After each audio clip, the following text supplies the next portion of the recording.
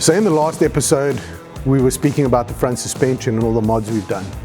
In today's episode, we're going to be doing the rear suspension and all its modifications and buttoning up the front suspension. The suspension that we bought, it wasn't a true coilover. It still had the spring that went into the bucket on the control arm and had a shock. However, we wanted to slam the car and we couldn't do it with that because the shock would bind. So I had a set of Cusco rear shocks laying here from the Evo build that came off the car and decided to use those. So we had a little bit of modification to do. So Harley stripped out the rear suspension, stripped the diff out so we could weld the diff, and then we started working out how low we wanted to go. Dude, you the rubber talker. The rubber whisperer. The rubber whisperer. Okay, and then this spring, obviously this goes on the bottom, eh? Yeah. Okay, sweet. Now there's more than enough space for it to go up. Okay, so then I think we go 50 mils up on the strut tires. But I don't need to do that supports now, basically. What support? The plates for the springs. I'm talking about where the springs are. Yeah? You said I must cut those plates away, it's not necessary. Oh, yeah, that's great. Yeah. But I'm saying we're going to put these shocks in. Yeah, so I want to still. Okay, so obviously the car has an inner fender as well to keep all the smoke and the air outside the car. So when we put the big wheels on first, it was already touching, and that's before we even dropped the vehicle. I basically started with just cutting. Started cutting a little strip on the side as close to the outer fender as possible and started tearing it apart. Then fitting the wheel, see where it touches. And we ended up cutting probably that wide of the inner fender out just to clear everything. So when we finished with the clearance on the wheel for the inner fender, we actually noticed we had to raise the turret for the shock. So we lifted it by 50 mil, so the whole turret actually came up. The original one sits more or less this height on the back here. So that's when we used the Cusco suspension or the coilovers, put that in, and it dropped it beautifully.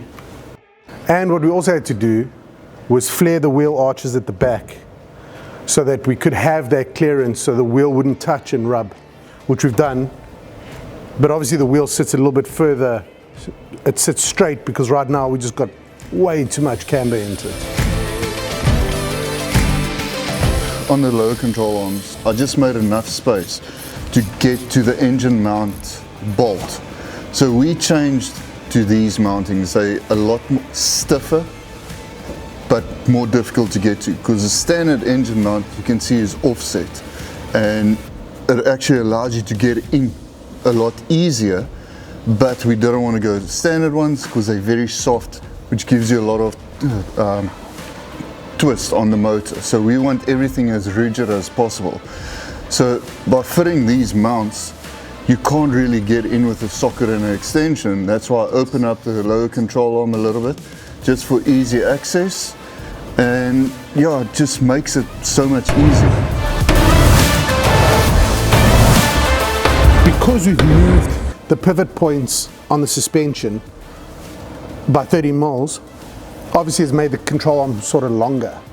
So we needed longer tie rods, which we ended up making, and we made it with spaces so that if we wanted to drop it and everything could still stay in line so we don't get bump steer and all that. What, it's hot? Why would you grab it, dude? It's hot once I've got it in my hand. No, that's like the hottest side right now.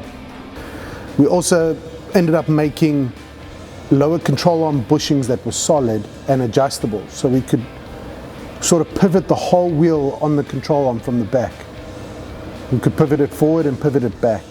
So the ball joint is a rose joint, which we had to space to get the control arms to sit, the tie rods to sit pretty much in line on load. So everything must stay in line, which I think we've done, which took a lot of planning, a lot of take 2, take 3, take 4s, and finally we got it right. Yeah, so if we don't have this lined up between the two holes properly, then this is going to be sitting off kilter, like slightly off, which is going to bind. You're never going to get it into the hole properly. So it won't be able to adjust, it'll just be stuck. Every angle that you adjust, it will stay straight.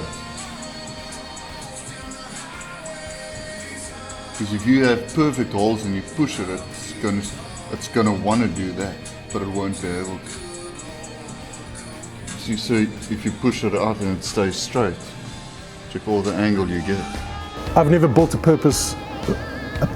purpose-built drift car, and this is the first. So with a lot of help from a very good friend of mine who understood a lot of this and has done a lot of that and is a pro driver, he explained to me how it all works and that in a way I can understand, and I started doing it. So this is like the R&D side. If it works, it's great. If it doesn't work, then we can change it. This build is progressing very quickly. So stay tuned for the next episodes on what we did, how we did it, and how we probably messed up.